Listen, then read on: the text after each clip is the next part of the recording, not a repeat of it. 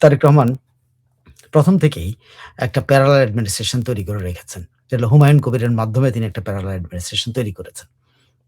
এটা অনেক মানে বেশ কিছুদিন আগে আমি এই এপিসোডটা আপনাদের সামনে ধরেছি। কিরকম, কিভাবে তারেক রহমান শুধু ফরেন মিনিস্ট্রি না, অন্যান্য মিনিস্ট্রিকেও কিভাবে উনি তার প্রধানমন্ত্রীর কার্যালয় থেকে হ্যান্ডেল করেন সেটা বলেছে। কিন্তু এইখানে খলিল সাহেবের ব্যাপারটা একটু ডিফারেন্ট। খলিল সাহেবের সাথে ১ম থেকেই খলিল সাহেবের যেহেতু একরকম আ খলিলকে বাধ্য হয়েছিলেন তারেক রহমান তাকে ফরেন মিনিস্টার করতে। যে কারণে তিনি ১ম থেকেই খলিল রহমানের উপর একটা ব্যাপক নজরদারি রেখেছেন হুমায়ুন কবিরের মাধ্যমে। ওদিকে শামা ওবায়েদকে রেখেছেন মিনিস্ট্রিতে খলিল সাহেবের কাজকর্ম এগুলো দেখা যান। আসলে উনি ১ম থেকে তাকে বিশ্বাস করতে পারছিলেন না। বিশ্বাস করতে না পারার কারণ তো ১ম হলো যে বাংলাদেশের ঘাড়ে একটা যুক্তরাষ্ট্রের এরকম একটা চুক্তি চাপিয়ে দেওয়ার জন্য তো খলিল সাহেবই একমাত্র লোক, যে লোকটা এই কাজটা করেছে। এখন তো আ তারেক রহমানের অনেক কারণ আছে যাকে বিশ্বাস না করে। তিনি কখনো বিএনপি পলিটিক্স করেন নাই। তিনি কখনো বিএনপির সাথে সম্পৃক্ত ছিলেন না। বিএনপির সাথে তার কোন যোগাযোগ নাই। তারেক রহমানের সাথে তার পরিচয়ই হলো ইউনূস সাহেব যখন আ লন্ডন গিয়েছিলেন সেই সময়ে অলমোস্ট তখন বিএনপি খলিলকে ইয়ে থেকে ক্যাবিনেট থেকে তখনকার উপদেষ্টা পরিষদ থেকে বাদ দেওয়ার জন্য দাবি যখন চলছিল তখন কিন্তু একরকম তারেক রহমান বাধ্যই হয়েছিলেন এই খলিলের সাথে এ আ যোগাযোগের জন্য। কারণ তখন তারেক রহমানের হাতে অপশন গুলো কম ছিল। যে কারণে তিনি ইউনূস সাহেবের সাথে সরাসরি একটা সম্পৃক্ততার জন্য খলিল সাহেবকে তার খুব প্রয়োজন ছিল। সো খলিল সাহেবের সাথে তার একটা যোগাযোগ তখনই এস্টাবলিশড হয় এবং সেই হিসাবে খলিল সাহেব তার কাজগুলি যে করতেছিলেন। কিন্তু যখন ক্যাবিনেট তারেক রহমানরা জিতে যখন ক্যাবিনেট ফর্ম করেন, তখন ফরেন মিনিস্টার পদের জন্য আমির খসরু মাহমুদ চৌধুরী এরকমই কথাবার্তা চলছিল। কিন্তু শেষ পর্যন্ত আমেরিকার চাপে পড়ে খলিল সাহেবকে করতে হয়েছে। তো সেক্ষেত্রে তারেক রহমান তো নিজস্ব একটা অ্যাডমিনিস্ট্রেটিভ উনার একটা ফর্মুলাতে উনি চলছেন। উনি ডুয়াল অ্যাডমিনিস্ট্রেশন এ চলছেন। একটা হলো মিনিস্টাররা আছেন, অন্যদিকে উপদেষ্টারা আছেন। তো এখানেও হুমায়ুন কবিরকে state minister for foreign affairs এর পদমর্যাদায় তাকে উপদেষ্টা করা হয়। জাস্ট প্যারালালি এই খলিল রহমান কি করেন না করেন এটা অবজার্ভ করা এবং একটা আম চ্যানেল তৈরি করা যে চ্যানেলে ব্যুরোক্রেটিক পন্থায় যেন খবরাখবর পৌঁছার পরিবর্তে তারেক রহমান তার নিজস্ব লোকের মুখে শুনতে পারেন যে খলিল সাহেব কি করছেন। এইজন্য এই পর্যন্ত খলিল সাহেব যতগুলো সফর করেছেন সবগুলোতে কিন্তু এই আ হুমায়ুন কবির সাহেব তার সাথে সফরসঙ্গী হয়েছিলেন। তো সেটা আপনার যখন তার ইয়ে কেন খলিলুর রহমান ১ম দিক থেকে অনেকগুলো ভিজিটে যাচ্ছিলেন। খালি ভিজিটের পর ভিজিট যাচ্ছিলেন। এগুলো কিন্তু আ অনেকটাই ছিল শিডিউল হয়তো আগে থেকে শিডিউল করা কিন্তু তারেক রহমানের বুঝের বাইরে ছিল। যাই হোক উনি শেষ পর্যন্ত এটাকে নিয়ন্ত্রণ করার চেষ্টা করেছেন খলিল সাহেবকে। কিন্তু খলিল সাহেবের কতগুলি ভূমিকায় তিনি তখন থেকে একটু অসন্তুষ্ট ছিলেন যে কথায়, কথায় উনি হয়তো মানে ইনফরমাল পন্থাতেই উনি আমেরিকা চলে যেতেন। যখন যেখানে মন চায় সেখানে চলে যেতেন। যেমন ধরেন উনার আ চায়না ভিজিটের সময় উনি যেসব কথাবার্তা বলেছেন সেগুলো সরকারের কথা কিনা সন্দেহ আছে। যে উনি চায়নাকে সব এখানে সব প্রায়োরিটি দিচ্ছেন, অমুক দিচ্ছেন, তমুক দিচ্ছেন।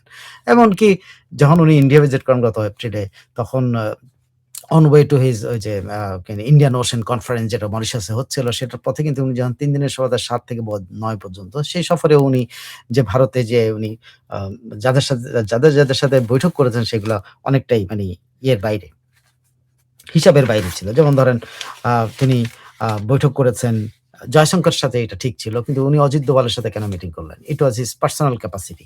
যে অজিত দোভালের সাথে অনেকে বলে তিনি অজিত দোভালের ভারতের জন্য অজিত দোভালের রিক্রুট বলা হয়। সে অজিত দোভালের সাথে উনি মিটিং করেছেন। উনি কমার্স মিনিস্টার আ পীয়ূষ আ গোয়ালের সাথে কথা বলছেন। পীয়ূষ গোয়ালের সাথে কথা বলেছেন। তিনি পেট্রোলিয়াম মিনিস্টার হরদীপ সিং এর পুরীর সাথে কথা বলেছেন। মানে তিনি আউট অফ হিস ক্যাপাসিটি উনি অনেকের সাথে যোগাযোগ করেছেন এবং সেখানে অবশ্যই হুমায়ুন কবির ছিলেন। হুমায়ুন কবির তখন আ নিশ্চয়ই তারেক রহমানকে সেই হিসাবে ব্রিফ করেছে। জি। এখন সর্বশেষ যেটা ঘটেছে সেটা হলো আপনার মনে আছে তিনি যখন আপনাদের মনে আছে প্রেসিডেন্ট হন জাতিসংঘ আ জাতিসংঘের এই জেনারেল অ্যাসেম্বলির তিনি আ ইয়াতে কি বলে ওখানে আ তিনি নির্বাচিত হয়ে আসার পরে প্রেস কনফারেন্সে বলেছিলেন যে উনি পদত্যাগ করবেন না, উনি পদত্যাগ করছেন না। প্রধানমন্ত্রীর সাথে তার কথা হয়েছে। তিনি তো তার অপশন আছে ছুটিতে যাওয়ার। বাংলাদেশে আরেকজন এরকম ফরেন মিনিস্টার ছিলেন, তিনিও একইভাবে চালিয়েছিলেন। তো তিনি এরকম একটা কথাবার্তা বলছেন। কিন্তু সর্বশেষ যে পরিস্থিতিটা যে দাঁড়িয়ে আছে, সর্বশেষ পরিস্থিতিটাতে তারেক রহমানের ভারত সফর নিয়ে সবচাইতে গোটটা পাকিয়েছে। কারণ এখানে এখন অনেকটাই পরিষ্কার যে এই তারেক রহমানকে ভারত সফরে নেয়ার ব্যাপারে পারসুয়েন্স এর ব্যাপারে খলিল সাহেবের ইয়ে বেশি ছিল। মানে পারসুয়েশন টা বেশি ছিল। মানে যে উনার ইন্ডিয়া ভিজিট এর পর থেকে উনি কিন্তু তারেক রহমানকে ইন্ডিয়াতে নেওয়ার জন্য, ইন্ডিয়াতে যাওয়ার জন্য একটা পারসিউ করতেছেন। তো তারেক রহমান সেটাকে আ খুব স্বাভাবিক কূটনৈতিক ইয়েতে দেখেছেন। কিন্তু খলিল সাহেবের ভূমিকাগুলো, যে ভূমিকাগুলো তো উনি চায়না গেলে চায়নাকে সব দিয়ে আসতেছেন। আমেরিকা গেলে আমেরিকাকে সব দিয়ে আসতেছেন। ইন্ডিয়া গেলে ইন্ডিয়াকে সব দিয়ে আসতেছেন। মানে সবাইকে সবকিছু দিয়ে আসতেছেন উনি। বাট তারেক রহমানের পলিসি কি? সেই পলিসি অনুসারে উনি এগোচ্ছেন কিনা এই নিয়ে কিন্তু একটা ইয়ে হচ্ছে। এবং তারেক রহমানের সাথে কথা না বলেই উনি বলেছেন যে, উনার তো অপশন আছে উনি কি বলে আ বা বাংলাদেশের ফরেন মিনিস্টারও থাকবেন। আবার ছুটিতে থেকে তিনি জাতিসংঘ এর সাধারণ পরিষদের সভাপতির দায়িত্ব পালন করবেন। এইটা মানে তারেক রহমানের সাথে যোগাযোগ না করে উনি কথাটা বলেছেন। যেটা তারেক রহমান হচ্ছে একটা প্রেশার ক্রিয়েট হলো যে তারেক রহমান সাথে কথা না বলেই উনি দেশে এসেই উনি বলে দিলেন যে উনার অপশন আছে উনি ছুটিতে থাকতে পারেন এবং এই ১ বছর চালাতে পারেন। কিন্তু তারেক রহমানের তো নিজস্ব প্ল্যান আছে। তার তো নিজস্ব চিন্তা আছে তো উনি কিভাবে আমার ফরেন মিনিস্ট্রিটা চালাবেন। একজন ফরেন মিনিস্টার ছুটিতে থাকবেন, স্টেট মিনিস্টার থাকবেন, ওদিকে হুমায়ুন কবির ওখানে অ্যাডভাইজার। তারা কিভাবে চালাবেন না চালাবেন, এটা তো তার ক্যাবিনেটে উনি কিভাবে চালাবেন সেটার সিদ্ধান্তের ব্যাপার। উনার সাথে কথা না বলেই উনি ছুটির কথা বলেছেন ওনার সাথে। এইটা নিয়ে কিন্তু বেসিক। প্রথমত হইলো যে উনি যেই দেশে যাচ্ছেন, উনি উনার মতো করে সবকিছুই উনি মানে মনে হয় বাংলাদেশ সবার বউ আরকি এরকম যে যার কাছে যায় তার সেখানেই মানে সবার ইয়ে আ তো যেখানে যান সেখানে চীনকে এটা দিয়ে আসতেছেন, আমেরিকাকে এটা দেন।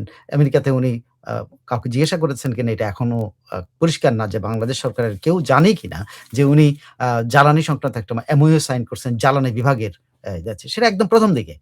এটাও এখন বলা হচ্ছে যে তিনি সরকারের সাথে কোনো আলোচনা না করে কিন্তু এই জ্বালানি সংক্রান্ত MOU টা উনি সাইন করেছেন। যে MOU সাইন করেছেন যে বাংলাদেশের জ্বালানি সংকটকালে যেন বাংলাদেশে আমেরিকা থেকে জ্বালানি আমদানি করা যায়। কিন্তু সে কোথায় সে জ্বালানি? বাংলাদেশ তো আমেরিকা থেকে জ্বালানি পালো না। শেষ পর্যন্ত বাংলাদেশকে তারেক রহমান তার ব্যক্তিগত বন্ধু বলে দাবিদার আনোয়ার ইব্রাহিমের কাছে সে জ্বালানি সাপ্লাই মানে এলএনজি সাপ্লাই এর জন্য রিকোয়েস্ট করেছেন। এবং এলএনজি সাপ্লাই খুব সম্ভবত মালয়েশিয়া দিবে বলে উনি আশা করছেন। আজকেও দেখলাম তারেক রহমান আ দিচ্ছেন যে বক বক বক্তব্য বলছেন যে আনোয়ার ইব্রাহিমের কাছে সাহায্য চান জ্বালানি সংকট সমাধানের জন্য যে সাহায্য চেয়েছেন আনোয়ার ইব্রাহিম সেটা বিবেচনা করছে। তো দেখেন এইখানে কাকে পাঠিয়েছেন? এখানে আবার তিনি তার শিক্ষা উপদেষ্টা আ আ মাহা আ তার প্রধানমন্ত্রীর প্রধানমন্ত্রী কার্যালয়ের মুখপাত্র মাহাদি আমিনকে পাঠিয়েছেন। এখানে কিন্তু খলিলকে পাঠান নাই। সো দেখেন ড্রিফটটা কিন্তু যেখানে ক্রাইসিস সেই ক্রাইসিস এর মধ্যে খলিল কিন্তু নাই। তারপরে দেখেন ভারতের সাথে যে প্রবলেমটা হচ্ছে সেই প্রবলেমের মধ্যে কিন্তু খলিল সাহেবকে রাখেন নাই তারেক রহমান। ওইখানেও কিন্তু উনি হুমায়ুন কবিরকে দিয়ে কিন্তু দীনেশ ত্রিবেদীর সাথে যোগাযোগটা করিয়েছেন। দীনেশ ত্রিবেদীকে ধরেন ইয়েতে প্রধানমন্ত্রী কার্যালয়ে যে বৈঠকটা করছে সে কে? হুমায়ুন কবির করেছে, not Khalilur Rahman was present in the country. So ধীরে, ধীরে বোঝা যাচ্ছিল যে তারেক রহমান খলিল সাহেবের উপরে থেকে আস্থা হারাচ্ছেন। এই পর্যায়ে এসে কোথায় এসে গেঞ্জামটা বাধলো? এরকম আস্থা হারানোর এই পর্যায়টা এসে যেখানে আ chaos টা বেঁধেছে, সেই chaos টা হলো তারেক রহমান আর ওই যে খলিল সাহেবের যে পার্সোনালস উপর থেকে চাপিয়ে দেওয়া যে জিনিসটা যে উনি ছুটিতে থাকবেন, উনি এই করবেন, উনার তো ছুটিতে থাকতে পারেন, একটা অপশন তো উনার আছে। তারেক রহমান এটার সাথে একমত না। তারেক রহমান সর্বশেষ গত পরশুদিন তাদের মধ্যে যে কথাবার্তা হয়েছে, খলিল সাহেব তারেক রহমানের সাথে যে দেখা করেছেন সেখানে এই যে সামনে ভারত সফর, তারপরে এইগুলা নিয়ে আলোচনা করতে সেখানে কিন্তু তাদের মধ্যে মতপার্থক্য হয়েছে। মতপার্থক্যতে মানে প্রধানমন্ত্রীর কার্যালয়ের সূত্র অনুযায়ী যে খলিল সাহেব তারেক রহমানকে একরকম মানে করতেছেন, পারসিউ করতেছেন যেন ইন্ডিয়া সফরে যাওয়া হয়। একই সঙ্গে খলিল সাহেব যখন তার এই যে জাতিসংঘ সাধারণ পরিষদের প্রেসিডেন্ট হিসেবে দায়িত্ব পালন করতে হবে তার সেপ্টেম্বর ৭ থেকে বোধহয় সেপ্টেম্বর ৪ তারিখ থেকে তাকে যে ৪ তো? সেপ্টেম্বর জাতিসংঘ সাধারণ পরিষদের অধিবেশন কখন? সেপ্টেম্বর ৮ এ যে তিনি জাতিসংঘ সাধারণ পরিষদের দায়িত্ব নিতে যাবেন। তাহলে উনি তো ১ সপ্তাহ আগে নরমালি আ অক্টোবরের শেষ দিকে যায়। এই অক্টোবরের শেষ দিকে যায় এবং উনি ফরেন মিনিস্টার থাকা অবস্থায় উনি চাচ্ছিলেন যে আ তারেক রহমানের সাথে এই প্রধানমন্ত্রী মোদির মিটিংটা হবে সেখানে উনি উপস্থিত নেন। এটা এক ধরনের পার্সিউ করছেন। তো তারেক রহমানের সাথে এই বিষয়ে মতপার্থক্য হওয়ার কারণে তারেক রহমান তাকে বলছেন যে, "আপনার তো থাকার দরকার নাই। আপনি তো ওখানে চলে যাচ্ছেন। তো আর এই ফরেন মিনিস্ট্রি চালাতে হলেও যেটা শোনা যাচ্ছে যে তারেক রহমান তার কাছ থেকে তার রেজিগনেশন টা চেয়েছিলেন। কিন্তু খলিল সাহেব সেটা আ মানে ইয়ে করেন নাই। তো এটা তো তারেক রহমানের ক্ষমতায় আছেই যে কেউ যদি তার স্বইচ্ছায় চলে না যায় তাকে তো বরখাস্ত করতেই পারে। তো সেক্ষেত্রে বাংলাদেশ এরকম কড়া পদক্ষেপ নিবে কিনা? এই জায়গাটা থেকে তারেক রহমানকে জিম্মি করেছেন খলিল। যে একজন সাধারণ পরিষদের প্রেসিডেন্ট থাকা অবস্থায় তাকে বরখাস্ত করা যাবে কিনা? তাকে মন্ত্রিপরিষদে যদি তিনি স্বেচ্ছায় সরে না যান। সেক্ষেত্রে কি হবে? সেক্ষেত্রে বাংলাদেশের মান-ইজ্জত নিয়ে টানা-হেঁচড়া। তো এই জায়গাটাকে খলিল খুব চমৎকার করে ব্যবহার করেছেন এবং তারেক রহমানের সাথে প্রচন্ড বিরোধ। তারেক রহমান চান খলিল চলে যাক। উনি জাতিসংঘ সাধারণ অধিবেশনের চালাক। খলিল এই যে অযথা এই ভারত সফর নিয়ে নাক গলাচ্ছে এটাও উনি চান না। এবং খলিল সাহেবের সেদিন এই দীনেশ ত্রিবেদীর সাথে বৈঠকের পরে যেই রিঅ্যাকশনটা উনি দিয়েছেন যে এটাও কিন্তু তারেক রহমান মনে করেছেন যে এটা এক ধরনের আ মানে চাপাচাপি হয়ে গেছে। এটা এই ধরনের প্রেস ব্রিফিং টা উনার করা উচিত হয়নি। হ্যাঁ? তো সেখানে আপনার মনে আছে যে হুমায়ুন কবির তার হাত ধরে টেনে নিয়ে গিয়েছিলেন। তো হুমায়ুন কবির সরাসরি তারেক রহমানের কাছে রিপোর্ট করেন। হুমায়ুন কবির নিশ্চয়ই জানিয়েছেন যে খলিল সাহেবের এই প্রেস ব্রিফিং কতটা ড্যামেজ হয়েছে গভর্নমেন্টের জন্য। তো এই যে মতপার্থক্যটা, এই মতপার্থক্যের কারণে খলিল সাহেবকে উনি যেটা বলেছেন সেটা হলো এ পদত্যাগ করে উনি উনার দায়িত্বে চলে যাক, উনি দায়িত্ব পালন করুক, তারপরে পরেরটা পরে যায়। কিন্তু খলিল সাহেব সেই সুযোগ সেইটা রাখেন নাই। এখন প্রধানমন্ত্রী ভারত সফর নিয়ে যে চাপাচাপিটা উনি করেছেন, সেটা কেন? সেটা হলো উনার ব্যক্তিগত স্বার্থের জন্য করেছেন কিনা সেটা বলছে না। কিন্তু এই ধারণাটা পোষণ করেছে যে ভারতের পক্ষ হয়ে প্রধানমন্ত্রীর উপর চাপ সৃষ্টি করতেছেন। যে ভারতের পক্ষ নিছেন উনি যে প্রধানমন্ত্রীকে ভারতে যেতে হবে। এটা নট না উনি হয়তো বিষয়টা বুঝিয়েছেন যে উনি থাক উনি থাকতে মানে যদি যেহেতু ব্রিক্সের সম্মেলন যখন ১২-১৩ ব্রিক্সের সম্মেলন ১২-১৩ তো ওই সময়টা উনি থাকতে পারবেন না। যুক্তিটা এটা দেখিয়েছেন যে উনি থাকতে পারবেন না। তো তার আগে এটা করা যায় কিনা? তার আগে করলে তাইলে অগাস্টের মধ্যে যে কারণে দেখেন, যে কারণে এই কথাগুলো বাইরে আসছে। এই কথাগুলো আছে এগুলো নিয়ে আপনি কালকে আমি আরো এক দফা আপনাদের সামনে আসবো যে কিভাবে উম আ এ মানে কি বলে মিডিয়া ইউজড হয়েছে। এই মিডিয়াকে ইউজ করা হয়েছে যে এই সফরের জন্য। বাংলাদেশের মিডিয়া কিভাবে ইউজড হয়েছে ভারত সফরের জন্য তারেক রহমানের। এটাও সামনে আনবো। তো এই যে ওর মতপার্থক্য, এই মতপার্থক্যটার এখন চরমে পৌঁছেছে। এই মতপার্থক্যটা এখন আর নিরাময়যোগ্য বলে মনে করা হচ্ছে না। তো এখন দেখা যাক যে তারেক রহমান কিভাবে ডিল করেন খলিল সাহেবকে এবং খলিল সাহেব কিভাবে তারেক রহমানের ডিল করেন। আদৌ তারেক রহমানের আ আ ভারত সফর এই মধ্যে শিডিউল হয় কিনা সেটাও একটা বড় ব্যাপার। কারণ যদিও আ থেকে সব পক্ষ থেকে আশাবাদ ব্যক্ত করেছেন। আশাবাদ ব্যক্ত করেছেন যে আ এ এর আগেও অনেক কিছু হতে পারে। মানে এই মাসেও অনেক কিছু হতে পারে। শামাবাদ বলেছেন। তো সেক্ষেত্রে দেখা যাক শামাবাদ তো ধরেন খলিল সাহেবের সরাসরি করে হয়তো উনাদের মধ্যে এরকম কোনো ইনফরমেশন আছে যে অগাস্টের মধ্যে হতে পারে। কিন্তু যেইটা বাজারে এসছে যে খলিল সাহেব তার নিজের স্বার্থে নিজে যেন ওখানে থাকতে পারেন এবং নিজের এইজন্য উনি তাড়াহুড়া করতেছেন। এইটা কতটা গ্রহণযোগ্য? কারণ এটা তো একজন প্রাইমেসাইড এই যে কথাগুলো ছড়ানো হয়েছে যে আ ইয়ের পর অগাস্টের পরে নরেন্দ্র মোদি আর তারেক রহমানরা সময় দিতে পারবেন না। হোয়াট ডাজ ইট মিন? সময় দিতে পারবেন না কিন্তু আপনি তো দাওয়াত দিয়েছেন। আপনি তো দাওয়াত দিয়েছেন। সে ধরেন আমি আমি আমার যেটা যে ব্রিক্সের সম্মেলনটাকেই যাবেন উনি। ব্রিক্সের সম্মেলনে সে ধরেন তারেক রহমান যাবেন। আমি ওয়ে আউট গুলো আমার কাছে মনে হয়েছে যে কূটনৈতিক ওয়ে আউট গুলা কি? যে নট নেসেসারিলি যে ১২-১৩ আ পুস আগেই যেতে হবে। ১২-১৩ তে গেলেই কি সমস্যা? ১২-১৩ তেই উনি যাবেন, ১০ তারিখে উনি যান। ১০ তারিখে বা ৯ তারিখেরটা হলো দ্বিপক্ষীয় সফর। আর ১২-১৩ তারিখ তো ব্রিক্সের ইয়েটা আছেই। তো ৪ দিনের সফর বা ৩ দিনের সফর করলেই তো একাধারে দ্বিপক্ষীয় এবং ব্রিক্স সভা দুটোই হতে পারে। এটা কিন্তু ডিপ্লোমেটরা কিন্তু এই আইডিয়াটা সামনে আসছেন যে ইট ইস নট নেসেসারিলি যে একেবারে এর থেকে এখানে হতে হবে, ওখানে নরেন্দ্র মোদিজির শিডিউল নাই, অমুক নাই। নরেন্দ্র মোদিজির শিডিউল নাই, তারেক রহমান সাহেবের শিডিউল এবং নরেন্দ্র মোদির তো ঘন্টাখানেক বা ঘন্টা ২ এর ব্যাপার। সো ১২-১৩ র আগে যে একদিন আগে যদি তারেক রহমান দিল্লিতে যান, সেই সময় কেন শিডিউল হইতে পারে না? নিশ্চয়ই সম্ভব। অসম্ভব বলে কোন জিনিস নাই। কিন্তু এগুলা বাজারে এনে তারেক রহমানের উপরে প্রেশার ক্রিয়েট করছেন, সেটা তারেক রহমান মনে করছে খলিল সাহেব এগুলো করতেছে। এবং খলিল সাহেব এগুলো করার তারেক রহমান খলিল সাহেবরা মহাক্ষিপ্ত হয়েছেন এবং উনাকে বলছেন যে, "আপনি শান্তিমতে জাতিসংঘ পরিষদের চালান, এখানে ওই যে সভাপতিত্ব চালান। এই জায়গাটা করে দেন, খালি করেন যাতে আমি একজনকে নিয়োগ করতে পারি যিনি ফুল টাইম আমাদের এই এটা দেখবেন। কিন্তু খলিল সাহেব এতে সন্তুষ্ট না এবং রাজি না। যাই হোক সফর নিয়ে আমরা নিশ্চয়ই আগামী কাল বা পরশুদিন আমি একটা চেষ্টা করব যে লেটেস্ট সফর নিয়ে কি হচ্ছে। এই মধ্যে তো ডেভেলপমেন্ট হলে তো সবাই জানবেন। এমনি পত্রিকা খবরে যে পেয়ে যাবেন যে আমাদের ফরেন মিনিস্ট্রি থেকে কি বলা হচ্ছে, কি জানানো হচ্ছে, ফরেন মিনিস্ট্রি কিভাবে কি বলে সেটা আপনারা নিশ্চয়ই জানতে পারেন। আর এর মধ্যে যদি আ রিয়াল ধরেন তারিখটাই ঠিক না হয়ে যাচ্ছে, সেখানে মাঝখানে কি ডিপ্লোমেসি হচ্ছে এই সফরটার জন্য সেটা আপনাদের সামনে আনতে হবে। তবে এইটা ঠিক যে একটা সফরের জন্য প্রাণান্ত চেষ্টা হচ্ছে। কিন্তু সেই প্রাণান্ত চেষ্টাটা কোন পর্যায়ে? সেই প্রাণান্ত চেষ্টাটা কোন পর্যায়ে? এটা কি একেবারে একদম ২২-২৩ অগাস্টেই হচ্ছে না ২৩-২৪ অগাস্টে না ২৫-২৬ অগাস্টে হচ্ছে? মানে একটা এই যে ডেট এর ব্যাপারটা এখন পর্যন্ত কিন্তু এগুলা কোনটাই ক্লিয়ার না। No one knows. এটা এত বেশি সিক্রেট এবং এত বেশি সিক্রেসির সাথে এগুলা এই যোগাযোগটা মেইনটেইন করা হচ্ছে যেটা এখন পর্যন্ত ক্লিয়ার না।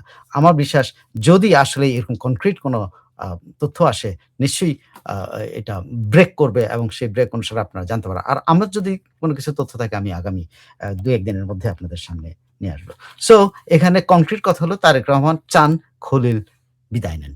কিন্তু খলিল চান ছুটি। দেখা যাক সামনে কি হচ্ছে। হ্যাঁ, এটা তো এটা বাংলাদেশ সরকারের জন্য বিব্রতকর একটা সিচুয়েশন যে জাতিসংঘে যিনি সভাপতিত্ব করবেন তারে বরখাস্ত করা। এটা সম্ভব হবে কিনা সেটা একটা ব্যাপার। কিন্তু তারেক রহমানের উইশ খলিল সাহেব ছেড়ে যান এবং উনি কাউকে ফুল টাইম দায়িত্ব দিতে পারেন যে নেক্সট 1 ইয়ার ফরেন মিনিস্ট্রিটা একজন ফুল টাইম দেখতে পারেন। So thank you all. এখন চলেন যাই আপনারা কি বলেছেন সেটার দিকে যাই। আমি জানি আপনারা হুম, অনেক ধৈর্য নিয়ে দেখেছেন। হ্যাঁ, দেখা যাক। তুহিন নূর বলেছেন, "খলিল কি চায়? উনি কি আমেরিকার নাকি অন্য কোনো আ দেশের হয়ে?" খলিল আ কেউ বলছে খলিল ভারতের, কেউ বলছে খলিল আমেরিকার, কখনো খলিল চীনের, কখনো খলিল তুরস্কের। খলিল যেখানে যায় সবার। খলিল হলো আলুর তরকারির মতো। Ashis Kumar, thank you so much Mohsin Mia. আ ২ বাটপার ব্যবসা হয় না, ২ বাটপারের ব্যবসা হয় না। আচ্ছা, হাসান, হ্যাঁ, thank you. Hello. Moin Ahmed, America তার ময়লা আবর্জনার ভাগাড় থেকে রজার খুলকে মুসলিকা সরকারের উপর গছিয়ে দিয়েছে। অদূরদর্শী সরকার যা না পারছে গিলতে, না পারছে ফেলতে। পাঁচমিশালী জীবন। বর্তমান সরকার কি পারবে এতগুলো সমস্যার সমাধান করতে? জানাবেন দয়া করে। পারবে কি পারবে না এটা তো তার সরকারের ক্যাপাসিটি, সরকার আসলে কিভাবে কি করবে এটা আসলে মাত্র ৫ মাসের মধ্যে আপনি জাজমেন্ট দিতে পারেন না। আমরাও জাজ করতে পারি না যে কোনটা পারবে কি পারবে না। বাট আমরা তাদের কাজের ধরনগুলো বলতে পারি। সেই কাজের ধরনে আমরা যেটা বলতে পারি যে এই পর্যন্ত বাংলাদেশ বা বাংলাদেশের ফরেন মিনিস্ট্রি বা বাংলাদেশ সরকার ভারতের সাথে যে ভারতকে হ্যান্ডলিং করার ক্ষেত্রে অত্যন্ত কাঁচা মানে কাঁচা মনোভাব বা কাঁচা অভিজ্ঞতার প্রমাণ দিয়েছে। মানে এটা বুদ্ধিমানরা এইভাবে ডিল করার কথা না যে যেভাবে উনারা ডিল করার চেষ্টা করেছেন। দেখা যাক এখন নিশ্চয়ই সামনে আরো অনেক সময় আছে। মঈন আহমেদ, শেখ হাসিনার যেরকম ব্যক্তিত্ব তাতে আর তার সরকারের মধ্যে খুলনার মতো কোনো অর্বাচীনকে গছিয়ে দেওয়ার সাহস যুক্তরাষ্ট্র কখনোই পেত না। Ahmed Jamal, thank you so much. আ আমি ভালো আছি। মঈন আহমেদ, খলিল বরখাস্ত করার মতো সাহস বলে দূরে দেশের কোনটাই নাই খাম্বা ভাইয়া। না, এটা বাংলাদেশের ভাবমূর্তিরও প্রশ্ন যে একজন জাতিসংঘে সভাপতিত্ব করবেন, তাকে বরখাস্ত করা এটা বাংলাদেশের এটা শুধুমাত্র ব্যক্তিত্বের ব্যাপার না। ব্যাপার হলো এটা বাংলাদেশের সম্মানেরও প্রশ্ন।